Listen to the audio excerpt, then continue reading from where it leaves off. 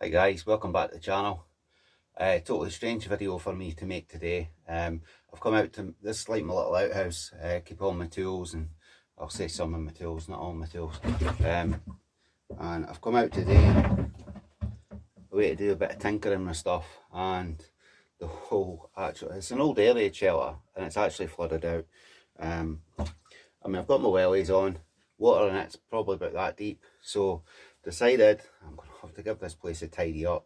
As you can see, it's quite damp, it's quite mouldy, the water comes in quite a lot, so I've used this for about probably, I would say, 9 years of keeping stuff in it. I did initially paint everything white and like all the walls. I put a wooden board up and that to keep tools on, but over 9 years of ownership, it's beyond a joke now. So today, rather than have some fun playing with stuff, motorbikes, etc., camper vans, I think today it's just going to be a wee clear out. A lot of stuff I reckon is going to be ruined with rust and stuff like that. I would like to make a sort of list of what tools that have survived, clean up what I can, and sort of try and get my tool shed sort of in order. So yeah, that's pretty much it today. The first things first, I'm going to have to clear this floor. I'm going to let you see that, see how bad it is. I think the water's just coming through the brickwork. It's like it's porous. But the amount of water we've had here in Scotland, there's really no avoiding it. Obviously this is an old building from World War II. This is where, like, when the bombs were, like, air raid siren would go off and there was potential for dropped bombs, families would come out into one of these little buildings that were built, and basically air raid shelter. It's kind of strange though, because I've always thought the door faces onto the property, and if the property was blown up by a bomb and all this rubble, surely the door would have been better at the back of the building so that you could get out into like garden area. But I'm not sure, I'm not an expert on these things, but this is the way it was built. But so yeah, we'll just start cracking on and getting this cleared up.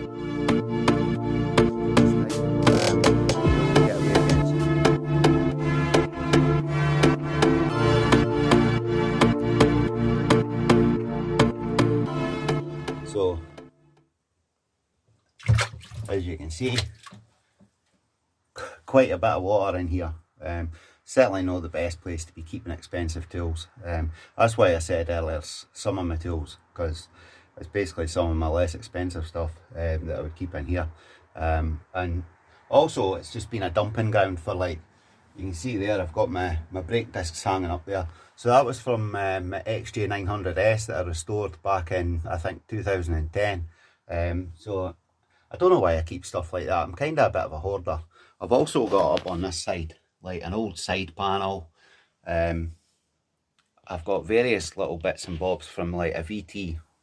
Sorry, I'm a bit dark here and here, but I've not got any electrics or lights.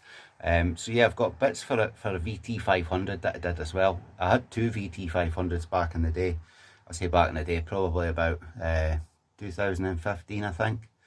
I mean, it's long enough ago that I suppose it is back in the day, but yeah, I've kept a lot of stuff that I got. I was trying to do a custom bike, so I've got like a custom rear light and little, like, a fancy headlight with the LEDs and that in it.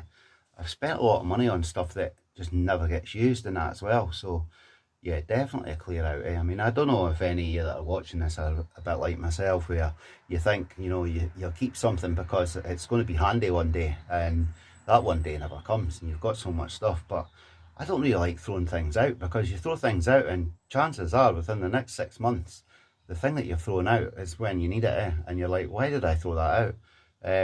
So yeah, it's a bit of a problem for me, but just going to have to bite the bullet and see what I can fucking keep, and watch my language, see what I can keep and see what I can't, and we'll just take it from there. I mean, it would be better to have it a wee bit tidier. I've got fishing stuff in here and that as well, like you can see my fishing rods and my reels.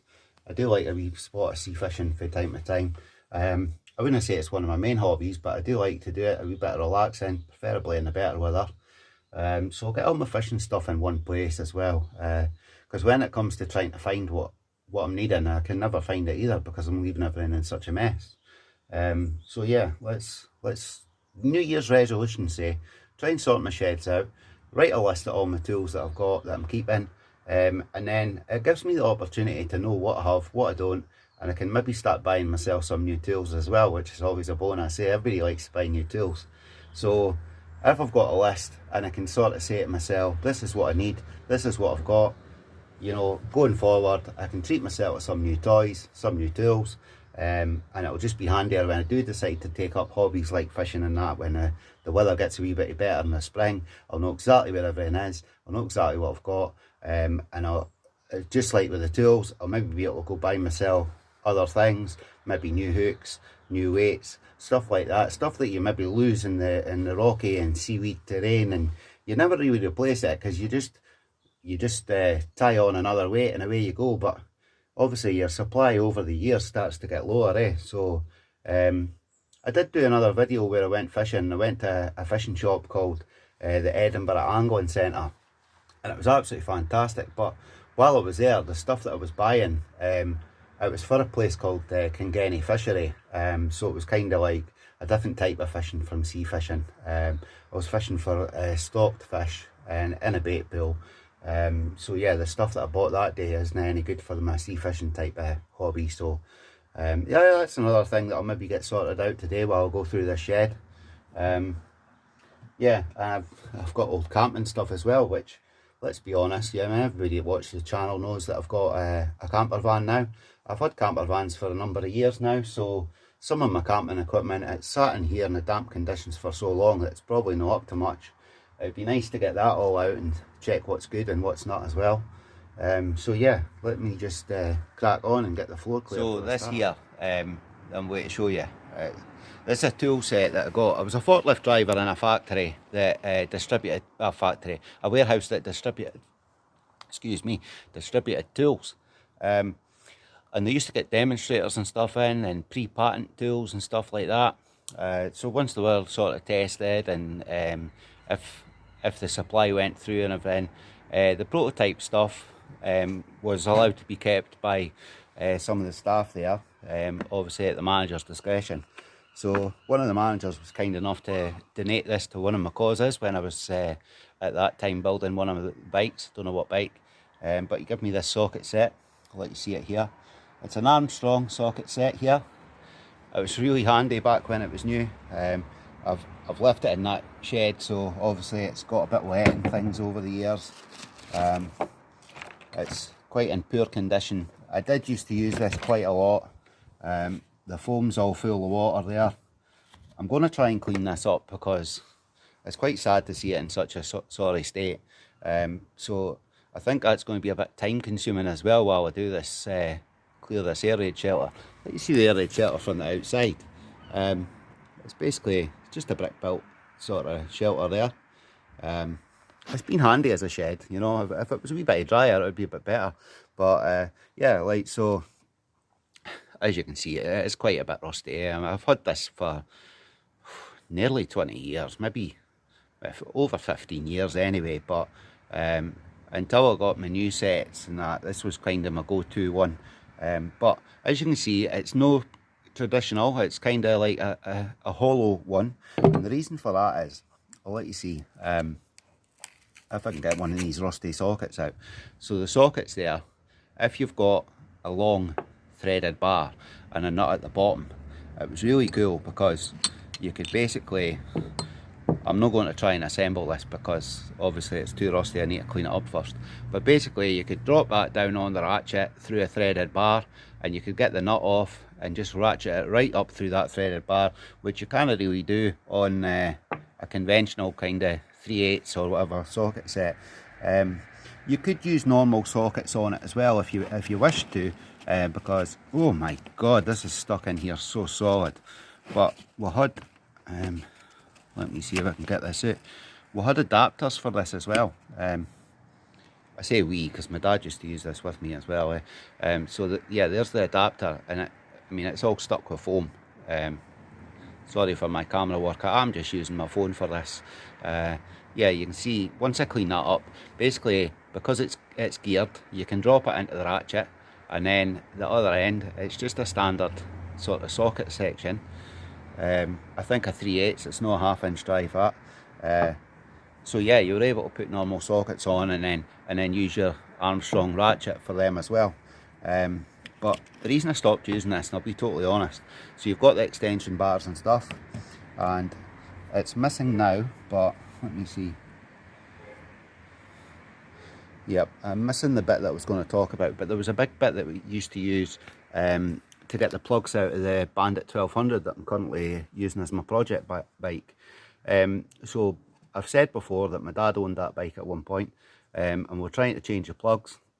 Well, what happened was we put the thing in, we tried to turn the plug out, and we lost the end of the tool down inside at the plug. And it was just because it had been used so often and hammered with things to get the sockets back out and all sorts. So because of that, there was a wee bit of damage on the end where it sort of clips out for release. And we lost the tool down the cylinder bit where, well, the top of the head where the plug goes in. And I'm telling you, it was so hard to get out that following that, a little bit of a disaster, because we had 2 days where we thought, you know, we're going to have to take the head off this bike because we're not getting that tool out anyway. And with it in there, there was sort of no way that you could fix that bike and have it run 4. So once we eventually got it out with sort of magnet reachers and stuff like that, decided to stop using this socket set. But until it started to show signs of age and damage, like, so you can see on this button, this has got one of the release pins there, and you can see obviously it's don't know if you can see it actually, but it's been tapped so many times that it starts to get damaged. So these Armstrong sets had a lifetime guarantee, but obviously I couldn't make any claims on that because it was a prototype version, so it wasn't anything I could pursue to try and get replacement parts. I have looked on eBay and stuff like that, and Armstrong sets, they can be quite expensive, so you can see here, Armstrong's a USA company, it says there on the handle, so not really a sought after tool set in the UK, I would say, but I think, yeah, it's up there with some of our expensive ones that we get here. But yeah, I'll give it a wee clean up and see if I can start using it again, maybe, because it was a nice set, and I think a little bit of a brass wire brush, some WD-40 on the metal parts, it should clean up quite nicely, because it was well coated in that, and although it's been sitting deep in water, I mean, you can see that although it's all soaking, most of it's still quite shiny silver. So I'll give that a wee clean up, and then I'll let you see that, how it looks once I'm finished with that. But I'm going to have to get the water out of this shed first anyway, so I'll crack on with that. Certainly no very pleasant, guys. Everything that was on the floor is just dripping with water. I'm not really sure how I'm going to get the water out of here. I've not got a pump or anything to sort of put a hose in there. So I think, excuse the darkness obviously, I think I'm going to have to get basically just get a shovel, like a brush and shovel type shovel, and just kind of sweep it out into the garden. I'm going to have to watch because I'm knackered old git. I don't want to wreck my back. I have wrecked my back doing this before, so I'm going to kind of take it easy. I'll get one wee shot of what I'm doing, but I'm not going to film the whole thing. I don't want to risk getting my phone wet. So what I've just discovered, I've actually got a bucket in here. So until it gets low enough to use the shovel, I'll try and get some out. It is deep enough that I can just dip this bucket in and then sort of lob it out the front door. My feet are absolutely freezing as well. I should have had thick wheelie socks on inside these wellies. I found an old coal shovel. I don't think my wife was keen on me using the brush and shovel out of the house, so yeah, this works just the same.